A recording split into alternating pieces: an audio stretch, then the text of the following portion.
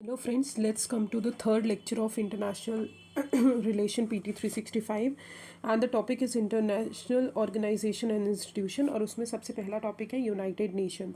United nation जैसा कि आपको पता है जब हमारा वर्ल्ड वॉर 2 ख़त्म हुआ तो उसके बाद जो है हमारे ये लीग ऑफ नेशंस फाउंड की गई थी। उसके बाद फिर भी वर्ल्ड वॉर 1 ख़त्म हुआ तो लीग ऑफ नेशन फाउंड की गई, पर उसके बाद वर्ल्ड वॉर 2 नहीं रुका पाए तो उसको ख़त्म करके यूनाइटेड नेशन बनाया गया। तो यूनाइटेड नेशन डे जो है रिसेंटली अभी सेलिब्रेट किया गया है 24 अक्टूबर को, जब हमारे प्राइम मिनिस्टर ने वहीं पर कुछ इंडिया के कंट्रीब्यूशन जो है यूनाइटेड नेशन की तरफ उसको जो है बताते हुए बताया कि इंडिया के क्या क्या कंट्रीब्यूशंस हैं। तो यूनाइटेड नेशन और इंडिया की बात करें तो यूनाइटेड नेशन जो है इंटरनेशनल ऑर्गेनाइजेशन है जो 1945 में फाउंड हुई थी, जिसका प्राइमरी रोल है कि वर्ल्ड के पीस और सिक्योरिटी को मेंटेन करना है, और इंडिया जो है फाउंडिंग मेंबर है यूनाइटेड नेशन का। अब इंडिया के कंट्रीब्यूशन और रीसेंट डेवलपमेंट की बात करें तो सबसे पहली बात कि उन्होंने कोलोनियलिज्म और अपार्थाइड मूवमेंट के लिए फाइट किया। तो इंडिया जो है वो उन्होंने डिक्लेयर किया कि जो भी हमारी कॉलोनियल कंट्रीज़ और पीपल्स हैं उनको इंडिपेंडेंस ग्रांट किया जाए। इंडिया जो है पहली कंट्री है जिन्होंने एफरथाइड इश्यूज़ जो है यूएन में रेस किया, और इंडिया जो है अर्लीस्ट सिग्नेटरी है हमारे जो भी रेशियल डिस्क्रिमिनेशन को एलिमिनेट करने के लिए जो भी कन्वेंशन है उसके लिए। पीस कीपिंग की बात करें तो इंडिया जो है मोर देन 250 ट्रूप्स डिप्लॉय करती है यूएन पीस कीपिंग मिशंस में, क्योंकि पीस कीपिंग मिशंस में क्या होता है जब भी कोई कंट्रीज़ पे वो कॉन्फ्लिक्ट चल रहा होता है तो यूएन पीस कीपिंग जो फोर्सेज होती है वो जाती है वहाँ पे पीस प्रोवाइड करने के लिए। तो इंडिया जो है फर्स्ट कंट्री है जिन्होंने ऑल वुमेन कंटिजेंट डिप्लॉय किया है फॉर फॉर्म्ड पुलिस यूनिट जो कि United nation peace keeping mission की होगी लाइबेरिया में।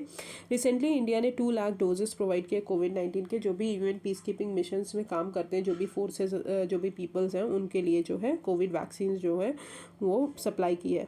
अबाउट यूएन पीस कीपिंग की अगर बात करें तो पीस कीपिंग ऑपरेशन जो है अपना मैंडेट जो है वो यूएन सिक्योरिटी काउंसिल से मिलता है। यूएन सिक्योरिटी काउंसिल उसके बाद है हम पढ़ेंगे। अब ये ट्रूप्स जो है और ये पुलिस ये कंट्रीब्यूट करती है मेंबर कंट्रीज़, जो भी यूनाइटेड नेशन की मेंबर कंट्रीज़ होंगी वो अपने कंट्री से कोई ना कोई पुलिस और क्या कोई ना कोई ट्रूप्स जो है कंट्रीब्यूट करेंगी जो कि यूएन पीस कीपिंग फोर्सेस में जाएंगे और वो हर जगह पीस जो है मेंटेन करके रखेंगे। और ये 3 प्रिंसिपल से गाइडेड होते हैं। पहला तो है कंसेंट होनी चाहिए पार्टीज़ की, ठीक है। दूसरी चीज़ इम्पार्शियलिटी होनी चाहिए, और तीसरी चीज़ कि नॉन यूज़ ऑफ फोर्स होना चाहिए। फोर्स आप तब तक यूज़ नहीं कर सकते जब तक आप सेल्फ डिफेंस में कोई चीज़ ना यूज़ कर रहे हो, ठीक है। तो एक्सेप्ट सेल्फ डिफेंस आप फोर्स यूज़ नहीं कर सकते। इंडिया ने कोलैबोरेट किया है, यूएन ने जो प्रोग्राम लॉन्च किया है प्लेटफॉर्म यूनाइट अवेयर प्लेटफॉर्म, जो कि हमारा सॉफ्टवेयर अवेयरनेस सॉफ्टवेयर प्रोग्राम है जहाँ पे मॉडर्न सर्विलेंस टेक्नोलॉजी यूज़ करके हमारे जो पीस कीपर्स हैं उनका जो थ्रेट है वो एक्सेस कर पाए, तो इसलिए ये लॉन्च किया गया है। फिर डेवलपमेंट एंड इकोनॉमिक इश्यूज़ की बात करें तो इंडिया जो है इंस्ट्रूमेंटल है इन सेटिंग अप ऑफ अंकटैड, जो कि 1964 में ट्रेड और डेवलपमेंट के लिए किया गया। और यानी इंडिया ने एम्फोसाइज़ किया कि ऑफिशियल डेवलपमेंट असिस्टेंस जो है वो भी एनहांस करना है डेवलपिंग कंट्रीज़ के लिए। फिर ह्यूमन राइट्स के लिए और टेररिज्म के लिए बताया जाए तो इंडिया ने एक ड्राफ्ट प्रिपेयर किया comprehensive convention on international terrorism, ये इनिशिएटिव है। फिर उन्होंने United nation declaration on human rights जो है उसमें एक्टिव रोल प्ले किया है, और इंडिया जो है री इलेक्ट हुए हैं United nation human right council में फॉर 2022 टू 24 टर्म्स। अब United nation human right council है क्या, इसमें 47 मेंबर कंट्रीज़ आती हैं जो डायरेक्टली और इनडायरेक्टली इलेक्ट होती हैं by the United nation general assembly. Majority of members जो है यूनाइटेड नेशन जनरल असेंबली के वो सीक्रेट बैलेट से इनको इलेक्ट करते हैं, और ये मेंबर जो है काउंसिल के ये 3 साल के लिए 3 साल पीरियड के लिए सेलेक्ट होते हैं, और वो इमीडिएट री इलेक्शन के बाद मतलब अगर फिर से री इलेक्शन हुआ है तो उसके लिए एलिजिबल नहीं होते। अब आते हैं रीस्ट्रक्चरिंग एंड रिफॉर्म की बात करें तो इंडिया जो है G4 में कंट्रीब्यूट कर रहा है। G4 मतलब ब्राज़ील, जर्मनी, इंडिया और जापान, जो कि हमारे यूनाइटेड नेशन सिक्योरिटी काउंसिल में परमानेंट मेंबर के लिए लड़ रहे हैं, परमानेंट सीट के लिए। और L.69 जो है वो भी ग्रुप है लाइक माइंडेड कंट्रीज़ का, एशिया, अफ्रीका, लैटिन अमेरिका, जो कि एक्सपेंशन जो है यूनाइटेड नेशन सिक्योरिटी काउंसिल का करना चाहते हैं। तो ये जो है कुछ यूनाइटेड नेशन में इंडिया ने क्या क्या कंट्रीब्यूशन दिया है। अब यूनाइटेड नेशन सिक्योरिटी काउंसिल क्या है हम ये देखते हैं। तो यूनाइटेड नेशन सिक्योरिटी काउंसिल एक प्रिंसिपल ऑर्गेनाइजेशन है यूनाइटेड नेशन की। तो रिसेंटली इंडिया ने यूनाइटेड नेशन सिक्योरिटी काउंसिल की प्रेसिडेंसी ली है फॉर 2021 टू 2022 टेन्योर। इंडिया जो है ये 2 साल के लिए इलेक्ट हुई है नॉन परमानेंट मेंबर के लिए, और ये जो है 8th टाइम इंडिया इलेक्ट हुई है।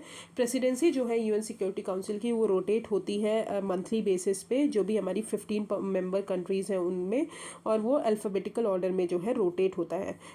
एज प्रेसिडेंट अगर बात करें तो इंडिया ने कुछ एजेंडा डिसाइड किया है जिनका रेजोल्यूशन और डायरेक्टिव्स जो है हर मेंबर कंट्रीज़ पे बाइंडिंग होंगे।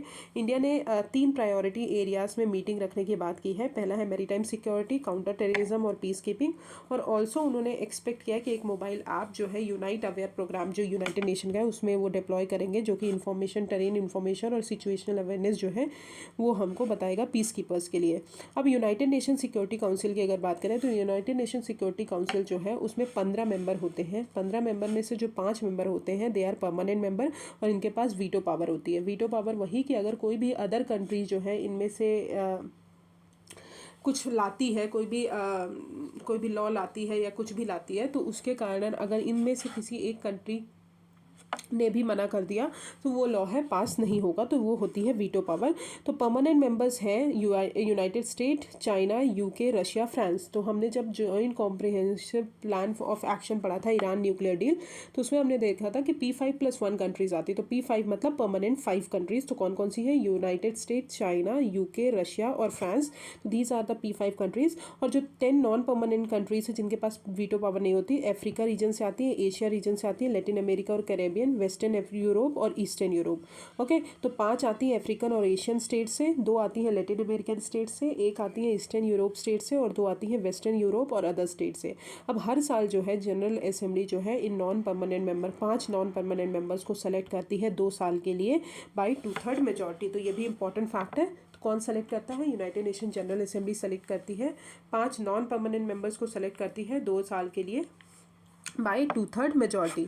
अब आते हैं यूनाइटेड नेशन सिक्योरिटी काउंसिल। तो यूनाइटेड नेशन सिक्योरिटी काउंसिल जो है ये प्रिंसिपल ऑर्गेनाइजेशन है यूनाइटेड नेशन की, जिसकी प्राइमरी रिस्पॉन्सिबिलिटी के पीस और सिक्योरिटी जो है मेंटेन करके रखना है। अदर जो ऑर्गेनाइजेशन है प्रिंसिपल ऑर्गन यूनाइटेड नेशन की, वो है general assembly, economic and social council, trusteeship council, international court of justice and secretariat.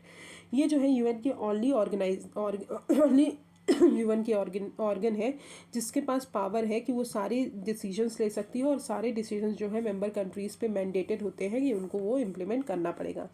अब इंडिया ने कैंपेन किया है कि वो जो है परमानेंट सीट जो है यूएन सिक्योरिटी काउंसिल के लिए लेना चाहता है। तो G4 कंट्रीज़ जो है पहले भी देख चुके हैं, तो जर्मनी, जापान, ब्राज़ील और इंडिया ने मिलके किया है, बट कुछ कंट्रीज़ ने इनको अपोज किया है, जैसे कि इटली हो गए, Pakistan, Mexico, Egypt, club coffee club, तो ये सब ने इनको अपोज किया है। अब आते हैं यूनाइटेड नेशन सिक्योरिटी काउंसिल ने अभी इंडिया का led United Nation Security Council resolution 2593 adopt कर लिया है।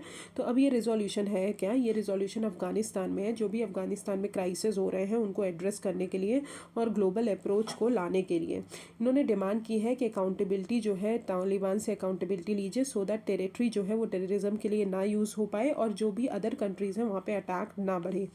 ये जो है इंक्लूसिव गवर्नमेंट की डिमांड कर रहे हैं through a negotiated political settlement और इंक्लूडिंग पार्टिसिपेशन, जिसमें माइनॉरिटीज़ और वीमेन का भी पार्टिसिपेशन होना चाहिए। अब G20 का जो एक्स्ट्रा ऑर्डिनरी समिट है अफगानिस्तान में, वो भी इसी प्लेटफॉर्म पे बिल्ड है।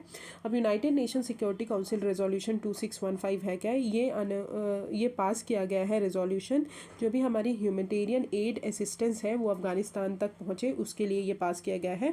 अब रेजोल्यूशन 2615 है क्या कि इन्होंने ह्यूमैनिटेरियन असिस्टेंस जो है सैंक्शन से हटा दिया है कि ईरान में कुछ मतलब अफगानिस्तान में कुछ सैंक्शन लगेंगे, बट ह्यूमैनिटेरियन असिस्टेंस जो है वो प्रोवाइड किया जाएगा इनको। और रिजोल्यूशन जो है mandates a review of the carve out every 6 month. Okay, तो this is United Nation Security Council. जो याद करने की चीज़ है वो ये है कि permanent member, 10 non permanent member, कौन इलेक्ट करता है, कितने साल के लिए इलेक्ट होते हैं, और किस मेजॉरिटी से होते हैं। ठीक है, तो ये इंपॉर्टेंट है। अब आते हैं G20 is very important topic. तो इंडिया ने अभी G20 का ट्रायो का ज्वाइन किया है विद दिस जो है इंडिया जो है प्रेसिडेंसी होल्ड करेगा G20 का दिसंबर 1 2022 से नवंबर 30 2023 तक। ओके, तो एक साल के लिए। तो G20 क्या है, ग्रुप क्या है, इंटरनेशनल फोरम है जो कि वर्ल्ड की मेजर इकोनॉमीज से बना है। जो वर्ल्ड की मेजर इकोनॉमीज हैं वो एक साथ आके ये ग्रुप बनाया है। इनके मेंबर जो है more than 80% of the world GDP को अकाउंट करते हैं, 75% ऑफ द ग्लोबल ट्रेड को, और 60% ऑफ द पॉपुलेशन जो है यहीं रहती है। अब ये हर साल मिल रहे हैं सिंस 1999 से, और 2008 से ईयरली समिट हुआ है जहाँ पे रिस्पेक्टिव जो हेड ऑफ द स्टेट है, मतलब जैसे कि प्राइम मिनिस्टर हो गए हमारे स्टेट के, कहीं के प्रेसिडेंट हो गए, और गवर्नमेंट जो है वो पार्टिसिपेट करती है इसमें। इन एडिशन टू समिट अगर बात करें तो मिनिस्ट्रियल मीटिंग होती है, शेरपा मीटिंग होती है, वर्किंग ग्रुप्स की मीटिंग होती है, स्पेशल इवेंट्स जो होते हैं वो एक साल में ऑर्गेनाइज किए जाते हैं। अब ऑब्जेक्टिव क्या है कि ऑब्वियसली पॉलिसी कोऑर्डिनेशन बनाना है हमारे मेंबर कंट्रीज़ के बीच में, कि जो ग्लोबल इकोनॉमिक स्टेबिलिटी है उसको अचीव कर पाए और सस्टेनेबल ग्रोथ कर पाए। फाइनेंशियल रेगुलेशन को प्रमोट करना है, रिस्क को रिड्यूस करना है, और इंटरनेशनल फाइनेंशियल आर्किटेक्चर को प्रमोट करना है। अब G20 के दो वर्किंग ट्रैक्स होते हैं, पहला है फाइनेंशियल ट्रैक्स, दूसरा है शेरपा ट्रैक्स। तो फाइनेंशियल ट्रैक्स होता है जो कि ये फाइनेंशियल ट्रैक का प्राइमरी फोकस यही होता है कि जो भी हमारे इकोनॉमिक और फाइनेंशियल इश्यूज़ है, जैसे कि मॉनेटरी, फिजिकल और एक्सचेंज रेट पॉलिसीज़ हो गए, इंफ्रास्ट्रक्चर इन्वेस्टमेंट इशूज़ हो गए, तो इन सबको देखना। शेरपा ट्रैक का वही है कि वो ब्रॉडर इशूज़ को देखते हैं, जैसे कि political engagement, gender equality, energy, trade, development, climate change, तो ये शेरपा ट्रैक देखता है। फाइनेंस ट्रैक से आपको समझ में होगा फाइनेंशियल रिलेटेड चीज़ें, शेरपा ट्रैक जो है अदर चीज़ें को देखता है। अब G20 में कंट्रीज़ कौन सी आती हैं वो इंपॉर्टेंट होता है। तो G20 में ये सारी G7 G8 कंट्रीज़ तो आती हैं, मतलब Canada, France, Germany, Italy, Japan, United kingdom, United state और रशिया तो आती हैं। प्लस ये जो कंट्रीज़ हैं ये भी G20 में आती है, Argentina, Australia, Brazil, China, European union, India, Indonesia, Mexico, Saudi Arabia, south Africa, south Korea and Turkey. तो ये कंट्रीज़ आप याद कर लीजिए, बहुत ही ज़रूरी है। ओके, अब हम आते हैं G20 का कोई परमानेंट सेक्रेटेरिएट नहीं होता है, याद रखिएगा इनका कोई परमानेंट सेक्रेटेरिएट नहीं है। फॉर एग्जांपल G7 का भी कोई नहीं है। इनका जो एजेंडा और एक्टिविटीज़ होते हैं वो इस्टेब्लिश होती हैं कि जो भी प्रेसिडेंसी अभी कर रहा है अपने मेंबरशिप के साथ कोऑपरेट करता है मेंबर्स के साथ, और उसके बाद जो है इनका एजेंडा और एक्टिविटीज़ इस्टेब्लिश होता है। अब इसमें ट्रायोका का मतलब क्या होता है, जिसको G20 ट्रायोका भी बोला जाता है। अब इसमें ट्रायो का मतलब यही होता है कि जो टॉप ग्रुपिंग कंट्रीज़ है विद इन G20, मतलब जो करंट अभी जो प्रेसिडेंसी है, जिनकी जिनकी पहले प्रेसिडेंसी रह चुकी है और जिनकी आने वाली प्रेसिडेंसी है, उन तीनों को देखता है। तो करंट प्रेसिडेंसी जो है, जैसे कि इंडिया की है, प्रीवियस प्रेसिडेंसी मान लीजिए इंडोनेशिया की रही होगी, और इनकमिंग प्रेसिडेंसी इटली की होगी। तो इस टाइप से जो है ट्रायोका बना है। एज अ ट्रायोका मेंबर इंडिया जो है क्लोजली कोलैबोरेट कर पाएगा इंडोनेशिया और इटली के साथ to ensure consistency and continuity of G20 agenda. अब G20 जो है बहुत सारी इंटरनेशनल ऑर्गेनाइजेशन है वो भी सपोर्ट करती है, जैसे कि फाइनेंशियल स्टेबिलिटी बोर्ड हो गई, इंटरनेशनल लेबर ऑर्गेनाइजेशन IMF हो गई, वर्ल्ड बैंक हो गई, तो ये सब भी उसको सपोर्ट करती है। और इंडिया जो है फाउंडिंग मेंबर है G20 प्रोसेस का, एंड एक्टिव रोल प्ले करता है सॉल्यूशंस और न्यू आइडियाज़ लाने के लिए। तो ये हो गया G20 क्या है, G20 में कितनी कंट्रीज़ हैं, G20 में ट्रायोका क्या है, ठीक है। और इंडिया जो है प्रेसिडेंसी, इस साल इंडिया की प्रेसिडेंसी है, ऑब्जेक्टिव्स क्या हैं ये इंपॉर्टेंट हो जाता है, और इनका कोई परमानेंट सेक्रेटेरिएट नहीं है। अब आते हैं वर्ल्ड हेल्थ ऑर्गेनाइजेशन। तो कोविड के टाइम पे बहुत ज़्यादा न्यूज़ में रहा है। तो USA जो है अभी उन्होंने कुछ जो सस्टेनेबल फाइनेंसिंग मॉडल है WHO का, उसको रेसिस्ट किया है कि USA जो है उसको नहीं मानेगा। तो current financing model of WHO की बात करें तो वर्ल्ड हेल्थ ऑर्गेनाइजेशन जो है वो लार्जली दो टाइप्स की फंडिंग को कंसिस्ट करता है। पहली असिस्ट कंट्रीब्यूशन, दूसरा है वॉलेंट्री कंट्रीब्यूशन। तो पहले जो है एंटायरली अगर बात करें तो मेंबर स्टेट जो है असिस्ट कंट्रीब्यूशन से WHO को फंडिंग प्रोवाइड करते थे। बट बाय 1990 वॉलेंट्री कंट्रीब्यूशन जो है इंक्रीज़ हुआ 54%, और अब जो है 80% जो कंट्रीब्यूशन आता है WHO का वो आता है वॉलेंट्री कंट्रीब्यूशन से। वाइल WHO का बजट जो है इंक्रीज़ हुआ सब्सटेंशियली फ्रॉम $1 1.4 बिलियन 1991 में, और अब जो है 2021 की अगर बात करें तो $5.8 बिलियन है, जो कि असिस्ट कंट्रीब्यूशन जो है वो लेस स्टैटिक है as comparison to the voluntary contribution. अब about propose sustainable financing model की अगर बात करें तो प्रपोजल जो है WHO के वर्किंग ग्रुप ने रखा है, sustainable financing calls for member mandatory contribution, मतलब मैंडेटरी आपको कंट्रीब्यूशन करना पड़ेगा to raise gradually to account of 50% of agency score budget by 2028 from less than 20% now. अब कोर फंक्शंस क्या है WHO के, तो सबसे पहले लीडरशिप प्रोवाइड करना on matters related to health, engaging in partnership जहाँ पे जॉइंट एक्शन ज़रूरी है, शेप करना रिसर्च एजेंडा कि हमारा जो वैल्यूएबल नॉलेज है उसको बढ़ाना, डिसमिनेट करना, नॉर्म्स और स्टैंडर्ड को बनाना कि हमारा जो प्रोग्राम्स है वो प्रॉपर इंप्लीमेंट हो पाए, articulating ethical and evidence based policy option, provide technical support provide करना कंट्रीज़ को, और मॉनिटर करना जो भी हेल्थ सिचुएशन है और हेल्थ ट्रेंड है हमारे पूरे वर्ल्ड में। ओके, तो this is WHO. Now let's come to suspension and expulsion of countries from international organisation. तो why it is in news, तो एवर सिंस दैट तालिबान जैसे ही अफगानिस्तान पे कंट्रोल कर लिया तो क्वेश्चन रेज हुए कि अफगानिस्तान को इंटरनेशनल ऑर्गेनाइजेशन जो है, बहुत सारी इंटरनेशनल ऑर्गेनाइजेशन है, उनसे निकाला जाए या नहीं निकाला जाए, क्योंकि तालिबान ने पूरी तरह अफगानिस्तान पे कंट्रोल कर लिया है, तो वो कहीं ना कहीं हमारे अदर भी कंट्रीज़ के लिए थ्रेट्स हो सकता है। तो international law on expulsion and suspension of member countries from international organisation, तो ये ब्रॉडली दो कैटेगरीज में डिवाइडेड है।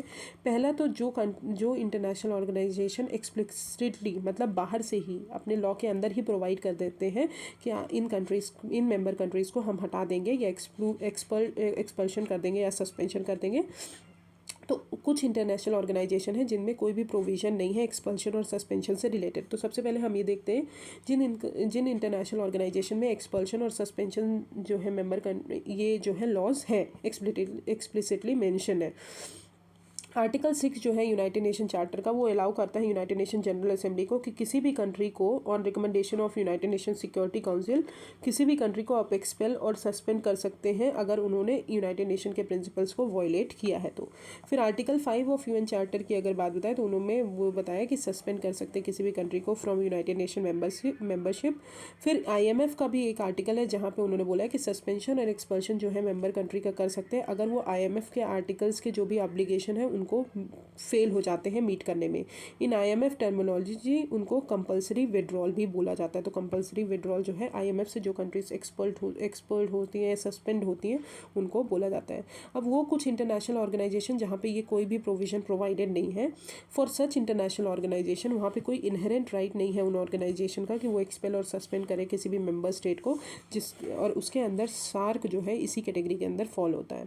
अब ये जो इंटरनेशनल ऑर्गेनाइजेशन होती हैं उनके पास इम्प्लाइड पावर रहती है, मतलब अंदर ही कुछ पावर रहती है, कुछ सस्पेंड और एक्सपेल कर सकते हैं कंट्रीज बेस्ड ऑन डॉक्ट्रिन जो कि इंटरनेशनल कोर्ट ऑफ जस्टिस जो है वो बना के रखा है। तो international court of justice United Nation की जुडिशल ऑर्गन है, मतलब प्रिंसिपल ऑर्गन है ये भी, जो हमारे डिस्प्यूट रिजोल्यूट करती है। तो इनके अंदर कुछ डॉक्ट्रिन ले डाउन किए गए हैं और जो भी इंटरनेशनल ऑर्गेनाइजेशन के पास कोई भी अपना इनहेरेंट राइट नहीं है सस्पेंड करने का मेंबर स्टेट में, तो वो इनके डॉक्ट्रिन को यूज़ कर सकते हैं। एज पर डॉक्ट्रिन अगर बात करें तो 3 सिचुएशन जहाँ पे कंट्री को सस्पेंड किया जा सकता है फ्रॉम इंटरनेशनल ऑर्गेनाइजेशन। पहला तो रिजीम जो है अगर कंट्री में डेमोक्रेटिक से एंटी डेमोक्रेटिक हो गया तो आप जो है चेंज कर सकते हो। फॉर इंस्टेंस अफ्रीकन यूनियन ने माली और नाइजर को सस्पेंड कर दिया था। अब अगर ह्यूमन राइट्स वायलेशन हो रहे हैं तभी भी आप सस्पेंड कर सकते हो। For instance Commonwealth of Nation suspended Fiji in 2009। और अगर कंट्री जो है पूरी तरह आर्म्ड एग्रेशन में आ चुकी है तब भी आप सस्पेंड कर सकते हो। तो दीज आर द 3 पॉइंट्स जो कि ICJ में दिए हुए हैं। उसके कारण जो भी इंटरनेशनल ऑर्गेनाइजेशन के पास कोई भी प्रोविजन नहीं है सस्पेंड करने का तो वो सस्पेंड कर सकती हैं। Okay, now let's come to Shanghai Cooperation Organisation, very important. ठीक है, तो 21st मीटिंग जो है SCO काउंसिल की अभी हेड ऑफ स्टेट की दशनबे तजाकिस्तान में हुई है। तो की हाइलाइट्स में देखें तो ईरान ने अभी ज्वाइन किया है as a permanent SCO member with Saudi Arabia, Egypt, Qatar as a new dialogue partner. SCO summit जो है वो उस SCO समिट के बाद आउटरीच सेशन हुआ अफगानिस्तान का between SCO and Collective Security Treaty Organisation के बीच, जहाँ पे इंडिया ने हाईलाइट किया जो भी प्रॉब्लम्स चल रही हैं रिलेटेड टू रेडिकलिज्म और extremism in border of SCO region, तो उस प्रॉब्लम्स को इंडिया ने अभी हाईलाइट किया है। अब कलेक्टिव सिक्योरिटी ट्रीटी ऑर्गेनाइजेशन क्या होती है उसके बाद हम SCO पढ़ेंगे। तो ये एक रशिया लेड मिलिट्री अलाइंस है जो कि प्रमोट करता है कि अगर किसी कंट्री पे कोई भी हमला कर रहा है तो दूसरी कंट्री जो है उनकी हेल्प करेगी। तो collective defence of any member that comes under external aggression. अब CSTO जो है वो ओरिजिनेट हुआ था कलेक्टिव सिक्योरिटी ट्रीटी से, जो कि 1992 में साइन की गई थी। रशिया और फ्यू सेंट्रल एशियन स्टेट्स ने साइन किए थे, और ये बेस्ड है on principle of collective defence just like NATO. अब करंट CSTO जो मेंबर्स हैं, अगर आप बात करें कलेक्टिव सिक्योरिटी ट्रीटी ऑर्गेनाइजेशन के जो मेंबर्स हैं, वो हैं आर्मेनिया, बेलारूस, कजाकिस्तान, किर्गिस्तान और रशियन फेडरेशन और तजाकिस्तान। तो these are the members of CSTO। तो कौन कौन से? Kazakhstan, Kyrgyzstan, Tajikistan, Russia, Armenia और Belarus. These are the 6 countries: Armenia, Belarus, Kazakhstan, Kyrgyzstan, Tajikistan और Russia. Okay, now let's come to SCO। तो SCO क्या है? एक permanent inter governmental political, economic और मिलिट्री ऑर्गेनाइजेशन है, जो कि शंघाई में फाउंड हुई थी 2001 में, जो कि शंघाई 5 कंट्रीज ने फाउंड की थी: कजाकिस्तान, चाइना, किर्गिस्तान, रशिया और Tajikistan. Regional development and security issues पे ये फोकस करती है। इनका मेन फोकस टेररिज्म, एक्सट्रीमिज्म और सेपरेटिज्म में है। 4 SCO मेंबर्स जो हैं वो न्यूक्लियर पावर्स हैं, जैसे कि इंडिया, रशिया, चाइना और पाकिस्तान हो गए, और 2 जो है रशिया और चाइना जो हैं वो परमानेंट मेंबर्स हैं हमारे यूनाइटेड नेशन सिक्योरिटी काउंसिल के।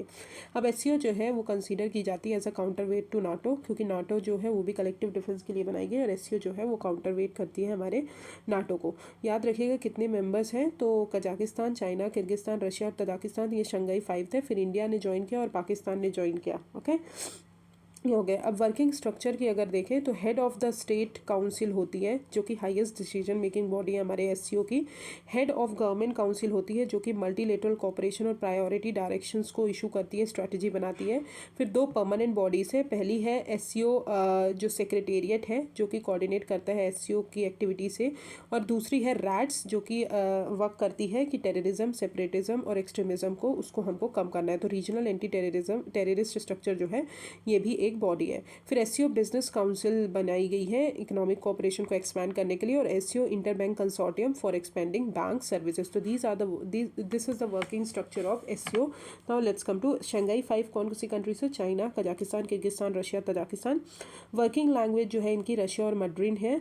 SCO जो है 24% ऑफ द वर्ल्ड GDP को अकाउंट करता है, और 43% ऑफ द ग्लोबल पॉपुलेशन को। और शंघाई स्पिरिट जो है ये इनका फॉर्मूला है, जिसमें इन्होंने बताया है कि म्यूचुअल ट्रस्ट बनाना है, म्यूचुअल बेनिफिट करना है, इक्वालिटी करना है, कंसल्टेशन करना है और रिस्पेक्ट करना है दूसरे की कल्चरल डाइवर्सिटी को। और इंडिया और पाकिस्तान इसके मेंबर बने 2017 में। ओके, तो मेंबर स्टेट आपको याद हो गया। मेंबर स्टेट कौन कौन से? China, Kazakhstan, Kyrgyzstan, Russia, Tajikistan, Uzbekistan and India and Pakistan. तो these are the member state.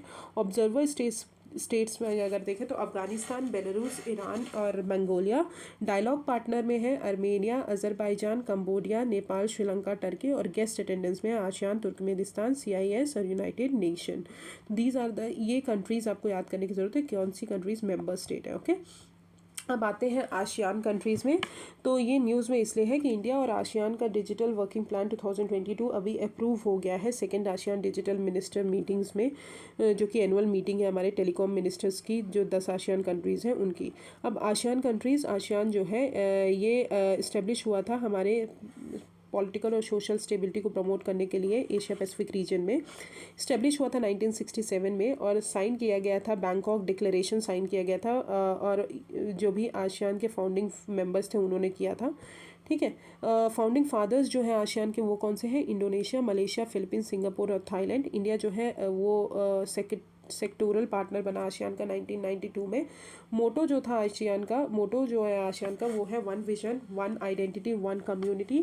And ASEAN का सेक्रेटेरिएट जो है इंडोनेशिया जकार्ता में है, और आसियान जो है 3rd लार्जेस्ट मार्केट है हमारे वर्ल्ड का, लार्जर देन यूरोपियन यूनियन और north America market. 6th largest economy है हमारे वर्ल्ड की। आसियान जो है डिक्लेयर किया है itself as nuclear weapon free zone. ठीक है, अब आसियान की कौन कौन सी कंट्रीज़ हैं तो ये देख सकते हैं: Myanmar, Thailand, Cambodia, Vietnam, Laos, Malaysia, Singapore, Indonesia, Brunei and Philippines. तो these are the 10 countries, 10 member countries जो आसियान की कंट्रीज़ हैं। अब India ASEAN digital work plan includes क्या क्या इंक्लूड करते हैं? तो पहला है कि जो भी काउंटरफीट मोबाइल हैंडसेट है, स्टोलन मोबाइल हैंडसेट है, उनको कम करना है। वाईफाई एक्सेस नेटवर्क इंटरफेस जो है उसको बढ़ाना है पब्लिक इंटरनेट के लिए, और कैपेसिटी बिल्डिंग करनी है और नॉलेज शेयरिंग करनी है इमर्जिंग एरियाज़ में। Okay, now let's come to 13 BRICS summit. तो रिसेंटली 13 ब्रिक्स समिट्स को इंडिया की चेयरमैनशिप में हेल्ड हुआ है। तो थीम क्या है इस समिट का? BRICS @15 India intra BRICS cooperation for continuity, consolidation and consensus। तो देयर आर 4 C's जो इंडिया ने वो किए हैं, fundamental principles of BRICS partnership. Key takeaways अगर इस ब्रिक्स समिट का देखें तो on post COVID global recovery PM ने बोला है कि एनहांस ब्रिक्स कॉपरेशन करना है under motto build back resiliently, innovatively, credibly and sustainably.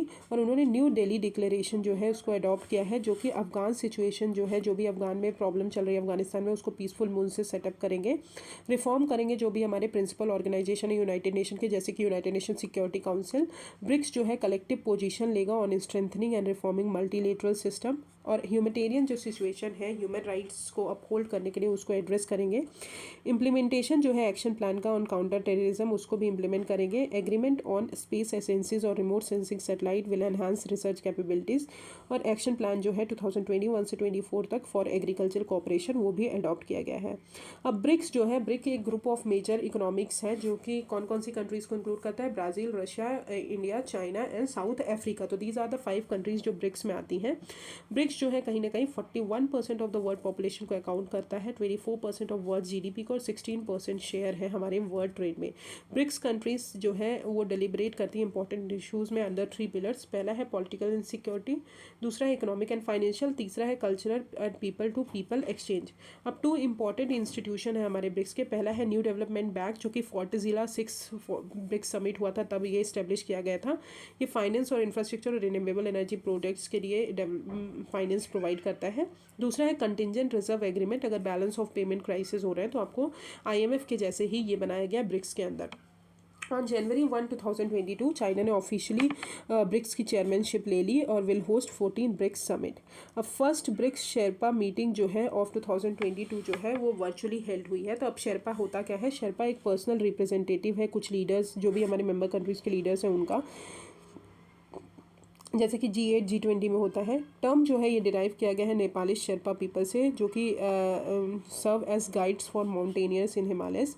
They coordinate the agenda, seek consensus और participate in series of pre summit consultation. ठीक है, और ये there is only 1 sherpa per summit for each member country. अब 12th meeting जो है BRICS science and technology steering committee की India ने होस्ट की है। तो इंडिया ने प्रपोज किया है science and technology initiative led BRICS innovation cooperation action plan, जो कि फैसिलिटेट करेंगे जो भी हमारे इनोवेशन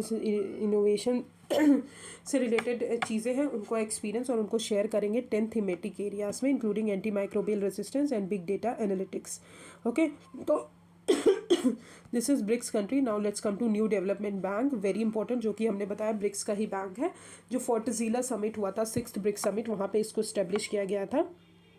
तो रिसेंटली इंडिया ने वेलकम किया है इजिप्ट को as a 4th new member of BRICS New development Bank after Bangladesh, UAE and Uruguay, जो कि सितंबर में ज्वाइन किया है। तो ब्रिक्स एनडीबी क्या है? न्यू डेवलपमेंट बैंक जो है ये मल्टीलेटरल डेवलपमेंट इंस्टीट्यूशन है जो कि ब्रिक्स कंट्रीज़ ने इस्टेब्लिश की है। Brazil, Russia, India, China, south Africa 6 summit में उन्होंने, फोर्टजिला समिट में उन्होंने इस्टेब्लिश किया है। ये बैंक जो है मेंबरशिप जो है इनकी, ये सिर्फ ब्रिक्स कंट्रीज़ के लिए नहीं ओपन है, यूनाइटेड नेशन के जितने भी मेंबर हैं इसके मेंबर बन सकते हैं। पर्पस इनका यही है कि जिनका ऑथोराइज कैपिटल $100 बिलियन है, और एनडीबी जो है वो पब्लिक और प्राइवेट इंफ्रास्ट्रक्चर जो डेवलपमेंटल प्रोजेक्ट है उनको सपोर्ट करेगी ब्रिक्स नेशंस में और अदर इमर्जिंग और डेवलपिंग नेशंस में। गवर्नेंस स्ट्रक्चर की अगर बात करें तो ये फंक्शन करेगी through a board of governors, board of directors, president and vice president, with president जो है इलेक्ट किया जाएगा from one of the founding members on rotational basis. अब importance of multilateral development institution for developing countries, जो भी multilateral development institution है उनका importance क्या है? तो पहली चीज़, इन्वेस्टर्स और बिजनेस लीडर्स को हेल्प करेंगे कि वो अपना अपना मार्केट को एक्सपैंड कर सके और जो भी डेवलपिंग कंट्रीज़ है वहाँ पे डेवलपमेंट स्टार्ट हो पाए। ओवरकम जो है, जो भी डेवलपिंग कंट्रीज़ में डिसएडवांटेज है, लो क्रेडिट रेटिंग है, उनको हेल्प करेगी कि वो ओवरकम कर पाएँ। सपोर्ट करेगी, कोऑर्डिनेट करेगी रिस्पॉन्स और रीजनल जो भी ग्लोबल चैलेंजेस हैं उनसे रिलेटेड, और मेजर सोर्स है फाइनेंशियल और टेक्निकल असिस्टेंस का फॉर डेवलपिंग नेशंस। अब आते हैं what are the majors multilateral development institutions. तो पहला है World Bank group. World Bank हमने पढ़ लिया, IBRD, IFC, IDA और मीगा जो है, और ICSID भी इसी के अंदर आता है, वर्ल्ड बैंक ग्रुप के अंदर, जिसका हेडक्वार्टर जो है वॉशिंगटन DC में है। अब टाइप ऑफ फाइनेंसिंग अगर बात करें तो ये कंसेशनल और नॉन कंसेशनल लोन प्रोवाइड करते हैं। इक्विटी इन्वेस्टमेंट, जो भी हमारे डेवलपमेंट वर्क्स के लिए चीज़ें हैं वो सब वर्ल्ड बैंक प्रोवाइड करते हैं। फिर IMF जो है, अगर बैलेंस ऑफ पेमेंट क्राइसिस आ रहा है, ये 1944 में बनी, वॉशिंगटन DC USA में ही इनका हेडक्वार्टर है। ये जो है बैलेंस ऑफ पेमेंट क्राइसिस जो होते हैं उनके लिए दी जाती है पर्टिकुलर पॉलिसी, जैसे प्राइवेटाइजेशन हो गया, एग्रीकल्चर और इलेक्ट्रिसिटी पॉलिसी रिफॉर्म्स, इन सब के लिए ये जो है लोन प्रोवाइड करते हैं। फिर अफ्रीकन डेवलपमेंट बैंक ग्रुप जो है, ये इसका हेडक्वार्टर अबजन इवरी कोस्ट में है, 1972 में बना। ये नॉन कंसेशनल और कंसेशनल लोन प्रोवाइड करते हैं, इक्विटी इन्वेस्टमेंट लोन गारंटीज करते हैं, और grants by African Development Fund. फिर एशियन डेवलपमेंट बैंक जो है, ये आपको पता है कि 1973 में बना। इसका हेडक्वार्टर फिलीपींस में है, और इसमें टोटल मेंबर 68 है। नॉन कंसेशनल और कंसेशनल लोन्स प्रोवाइड करता है। एशियन डेवलपमेंट फंड जो है, ये हमको लोन वगैरह प्रोवाइड करते हैं। फिर न्यू डेवलपमेंट बैंक ब्रिक्स का हो गया, जो कि हमने बता दिया। एशियन इंफ्रास्ट्रक्चर इन्वेस्टमेंट बैंक की अगर बात करें तो ये भी चाइना लेड बैंक है, जिसका हेडक्वार्टर बीजिंग में है, चाइना में। 2016 में इस्टेब्लिश हुआ, और ये लोन्स और इन्वेस्ट करते हैं इक्विटी कैपिटल में एंटरप्राइज में, और गारंटी करते हैं with open option of under writing. अब वर्ल्ड बैंक की अगर बात करें तो वर्ल्ड बैंक में 5 ऑर्गेनाइजेशन आती है वर्ल्ड बैंक ग्रुप में। उसमें से ICSID जो ऑर्गेनाइजेशन, जो कि हमारे डिस्प्यूट रेजोल्यूशन के लिए बनी है, इंडिया उसका मेंबर नहीं है, तो ये बिल्कुल अच्छे से याद कर लीजिए। और प्लीज़ नोट दैट UAE और उरुग्वे जो हैं आर पर्सपेक्टिव मेंबर्स हैं, और वो ऑफिशियली तभी मेंबर बन पाएंगे जब वो अपना इंस्ट्रूमेंट ऑफ एक्सेशन जो है डिस्पोज कर देंगे। ओके, तो this is major multilateral financial organisation. Now let's come to SAARC. तो रिसेंटली सार्क मीटिंग जो है वो कैंसिल कर दी गई बिकॉज एज मेंबर स्टेट जो है वो एग्री नहीं हुए कि अफगानिस्तान पार्टिसिपेट करेगा या नहीं, बिकॉज ऑफ तालिबान जो है वहाँ पे पूरी तरह कंट्रोल कर लिए हैं। अब सार्क की जो कंट्रीज है पहले वो देख लेते हैं। तो इंडिया, भूटान, पाकिस्तान, नेपाल, बांग्लादेश, मालदीव्स, श्रीलंका एंड अफगानिस्तान। तो these are the member countries of SAARC. ठीक है, ये 7 मेंबर कंट्रीज हैं हमारे सार्क की। अफगानिस्तान जो है 3 अप्रैल 2007 को ज्वाइन किया, तो अफगानिस्तान लास्ट कंट्री है जिन्होंने ज्वाइन किया था। अब सार्क की बात करें तो ये इस्टेब्लिश हुआ था ढाका में 1985 में through a SAARC charter. At a Dhaka meeting member countries जो हैं उन्होंने इंटीग्रेटेड प्रोग्राम ऑफ एक्शन भी लॉन्च किया, जहाँ पे उन्होंने 5 एरियाज ऑफ कोऑपरेशन बताए सार्क के। पहला है एग्रीकल्चर, रीजनल डेवलपमेंट, फिर telecommunication, metrology, health and population activities. Headquarters और सेक्रेटेरिएट की बात करें तो इनका एसोसिएशन जो है, इनके एसोसिएशंस का काठमांडू नेपाल में है। ऑर्गेनाइजेशन जो है उन प्रिंसिपल्स बेस्ड है, जैसे कि सोवरेन इक्वालिटी हो गया, territorial integrity, political independence, non interference in internal affairs. तो ये जो चीज़ें हैं ये बेसिक प्रिंसिपल्स पे बेस्ड है। अफगानिस्तान जो है न्यूएस्ट मेंबर है सार्क का। लास्ट सार्क मीटिंग जो है काठमांडू में होने वाली थी, बट इंडिया और पाकिस्तान के जो डिफरेंसेस के कारण वो नहीं हुई। और 2020 में एज $10 मिलियन कोविड-19 इमरजेंसी फंड जो है इनिशिएट किया गया सार्क लीडर्स के द्वारा टू कॉम्बैट द पेंडेमिक। अब सार्क की स्पेशलाइज्ड बॉडीज़ जो हैं वो कौन कौन सी हैं। तो पहला है सार्क डेवलपमेंट फंड। इसका प्राइमरी ऑब्जेक्टिव है कि हमको फंडिंग प्रोवाइड करना है प्रोजेक्ट बेस्ड कोलैबोरेशन के लिए सोशल सेक्टर्स में, such as poverty alleviation and development. South Asian University की बात करें तो ये एक इंटरनेशनल यूनिवर्सिटी है जो कि इंडिया में लोकेटेड है। डिग्रीज एंड सर्टिफिकेट अवार्ड किया जाएगा इनका यूनिवर्सिटीज़ को अवार्ड करेंगी ये universities at par with respective degrees and certificate awarded by national universities and institution. फिर South Asian regional standard organisation जो है वो इस्टेब्लिश किया गया कि वो कोऑर्डिनेशन एनहांस करेंगे और अचीव करेंगे cooperation among SAARC member countries, और हार्मोनाइज स्टैंडर्ड डेवलप करेंगे इंट्रा रीजनल ट्रेड के लिए। तो this is SAARC. Now let's come to other important news. तो इंटरनेशनल लॉ कमीशन, तो इंडियन प्रोफेसर बिमल पटेल जो हैं उन्होंने अभी इलेक्ट हुए हैं इंटरनेशनल लॉ कमीशन के लिए 5 ईयर टर्म के लिए। ठीक है, तो कौन इलेक्ट हुए हैं? बिमल पटेल। ओके, तो ILC की बात करें तो यूनाइटेड नेशन बॉडी है, ये इस्टेब्लिश की गई जनरल असेंबली के द्वारा 1947 में इंटरनेशनल लॉ और उसके जो भी हैं उनको कॉडिफाई करने के लिए। ये इसका कंसर्न है primarily with public international law, but is not precluded from entering the private international law. मतलब उनको भी अलग नहीं करती, बट वो पब्लिक इंटरनेशनल लॉ से ज़्यादा कंसल्ट करती है। और इट कंसिस्ट ऑफ 34 मेंबर्स, जहाँ पे पर्सन जो है वो रिकग्नाइज्ड कॉम्पिटेंसीज से होते हैं इंटरनेशनल लॉ। फिर इंटरनेशनल कोर्ट ऑफ जस्टिस, ये एक यही जो ऑर्गेनाइजेशन है यूनाइटेड नेशन की, इसी का बस हेडक्वार्टर जो है वो यूनाइटेड नेशन न्यूयॉर्क के अंदर नहीं है, इनका हेडक्वार्टर जो है हेग में है। तो पाकिस्तान गवर्नमेंट ने अभी बिल पुश किया है कि to help Indian national Kulbhushan Jadhav appeal against death sentence जो उनके मिलिट्री कोर्ट ने दिया था। तो बिल जो है वो इंटरनेशनल कोर्ट ऑफ जस्टिस में ले गया है उनके जजमेंट के लिए। तो आईसीजे का जो हेडक्वार्टर है वो हेग में है। ये एक मेन जुडिशियल ऑर्गन है यूनाइटेड नेशन की, 1945 में इस्टेब्लिश हुई, one of the 6 principal organisation है, और ये ही सिर्फ ऑर्गेनाइजेशन है जो न्यूयॉर्क में जिनका हेडक्वार्टर नहीं लोकेटेड है। इसमें 15 जजेस होते हैं और 15 जजेस होते हैं, 9 साल के लिए इलेक्ट होते हैं, और जजमेंट इनका फाइनल होता है, बाइंडिंग होता है, कोई भी अपील लाई नहीं होती। फिर International Criminal Police Organisation that is Interpol. तो सीबीआई ने के डायरेक्टर जो हैं प्रवीण सिन्हा, वो इलेक्ट हुए हैं इंटरपोल की एग्जीक्यूटिव कमेटी के लिए एशिया की तरफ से। इंटरपोल क्या है? एक इंटर गवर्नमेंटल ऑर्गेनाइजेशन है जो हमारे कोऑर्डिनेट करती है पुलिस फोर्स के साथ।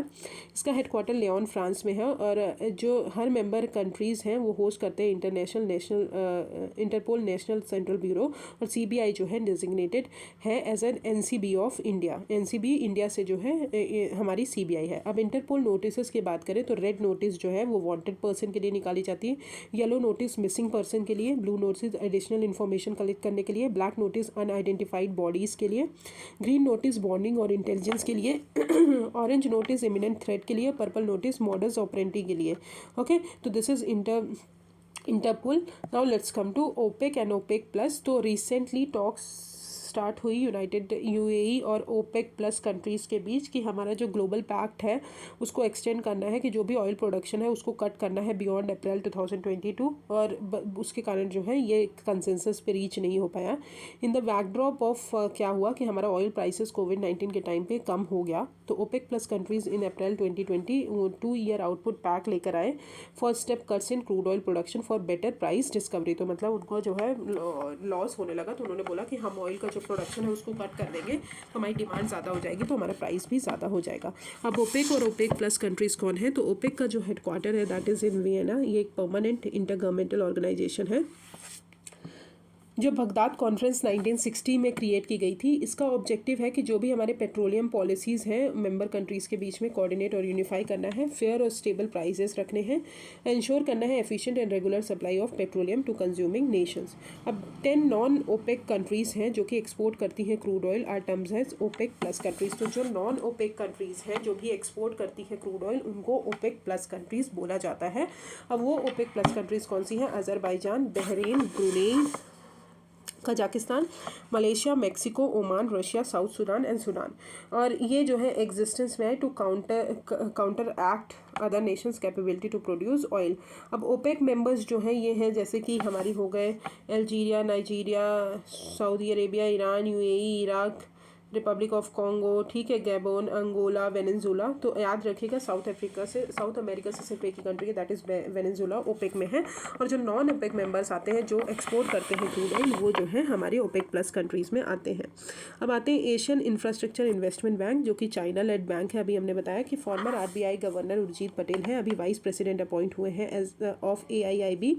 ये एक मल्टीलेटरल डेवलपमेंट बैंक है जिसका मिशन है कि सोशल और इकोनॉमिक कंडीशन जो है एशिया में उनको इम्प्रूव करना है।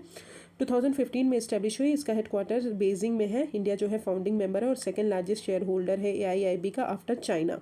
AIIB जो है अप्रूव करती है बहुत सारे लोन्स इंडिया के लिए देन एनी अदर मेंबर्स। अब रिपोर्टर्स विदाउट बॉर्डर्स, तो बेस्ड इन पेरिस, ये एक one of the world leading NGO है जो कि in the defence and promotion of freedom of information के लिए प्रमोट करती है। ये कंसल्टेटिव स्टेटस है with in the United nation, UNESCO और काउंसिल ऑफ यूरोप। ये पब्लिश करती है annually world press freedom index. तो याद रखिएगा वर्ल्ड प्रेस फ्रीडम इंडेक्स कौन पब्लिश करता है? Reporters without border. Recently reporters जो हमारी रिपोर्टर्स विदाउट बॉर्डर है उन्होंने कुछ फॉलोइंग फाइंडिंग्स निकाले हैं, जैसे कि करंटली 488 मीडिया पर्सनल्स जो हैं वो इम्प्रेजेंट हुए हैं अराउंड द वर्ल्ड, जो कि हाईएस्ट है 25 ईयर्स में। बाय कॉन्ट्रास्ट अगर बात करें तो नंबर ऑफ पर्सन जो किल्ड हुए हैं इस साल वो लोवेस्ट हुए हैं। और मोस्ट डेंजरस कंट्रीज़ जो हैं फॉर मीडिया प्रोफेशनल्स अगर बात करें तो मेक्सिको, अफगानिस्तान, येमेन और इंडिया है। अब इंटरनेशनल गवर्नेंस फोरम की बात करें तो इंडिया ने होस्ट किया है इस फोरम की मीटिंग फर्स्ट टाइम। इसका थीम है inclusive internet for digital India. IGF जो है ये एक यूनाइटेड नेशन बेस्ड फोरम है इंटरनेशनल गवर्नेंस पॉलिसी डिस्कशंस के लिए। ये बहुत सारे रिप्रेजेंटेटिव्स जो है हमारी कंट्रीज़ के बीच में उनको एक साथ लाती है कि वो पब्लिक पॉलिसीज़ जो इशू है रिलेटेड टू इंटरनेट उनको डिस्कस करें, और ये रिफ्लेक्ट करती है इंडिया का growing influence on international policy formulation around internet. तो this is the international organisation and जो भी न्यूज़ में थी। इश्यूज़ रिलेटेड टू सिक्योरिटी, ये थोड़ा बड़ा टॉपिक है, ये मैं आपको कल पढ़ाऊँगी। Thank you so much. अगर कोई भी प्रॉब्लम हो just comment me on the comment section. Thank you.